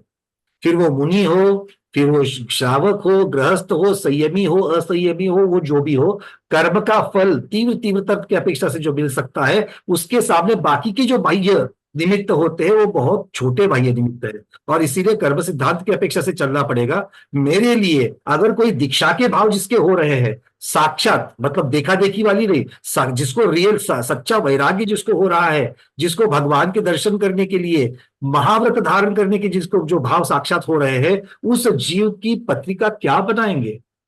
उसके लिए तो कितने जन्मों का पुण्य और उसका पुरुषार्थ वहां पर काम में आकर के वो दीक्षा ले लेगा। अब उसके बाद में एक बार दीक्षा ले ली, इसका अर्थ ये नहीं कि वो भाव उसके उस परिणाम जो है या वो उस जो कर्मों का जो फल है, वो पूर्व पुण्य है, उसका फल टिकेगा ही टिकेगा। उसके बाद में और भी जो बाकी बंधे हुए जो कर्म है, उस कर्म की अपेक्षा से उनको भोगना ही पड़ेगा। तो जितने भी अंतकृत केवली हुए हैं, उनकी अपेक्षा से अगर वो विचार करेंगे तो उनको सच्चा वैराग्य हो गया, इसीलिए तो निमित्त पाकर के वो वैरागी होकर के महावृत्ति हो गए, मुनि बन गए। किंतु आगे चल करके पूर्व कर्मों की वजह से घोराति घोर उन्होंने उपसर्ग सहन कर दिया, फिर भी वहां पर भी पुरुषार्थ करते हुए उन्होंने केवल अध्यात्म पा गया और अंतकृत केवली होकर के निर्वाण को पधारे। तो इन सबको जब हम देखते हैं तो यहाँ पर अंतरंग कारण, बाह्यरंग कारण, इन कारणों की अपेक्षा देखते हुए उनका कितना महत्व रखना है और पुरुषार्थ का कितना महत्व रखना है, ये देख करके हम चलेंगे तो धर्म पुरुषार्थ और अगर मोक्ष पुरुषार्थ करेंगे तो सभी प्रकार के जो बाह्य निमित्त है, उन बाह्य निमित्तों की बाधा को भी पार करके जाएंगे। बस यही इतना ही मैं जानता हूं।